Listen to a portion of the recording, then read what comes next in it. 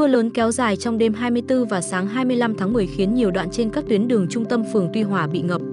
Bà Lê Thị Đông, 51 tuổi, ở đường Nguyễn Du cho biết, từ sáng sớm sấm chớm đùng đùng, sau đó mưa như chút nước khiến đường ở đây bị ngập. Chưa kể cống bị nghẹt, nước rút không kịp. Nhà tôi nền cao, nước cũng lém bậc thềm.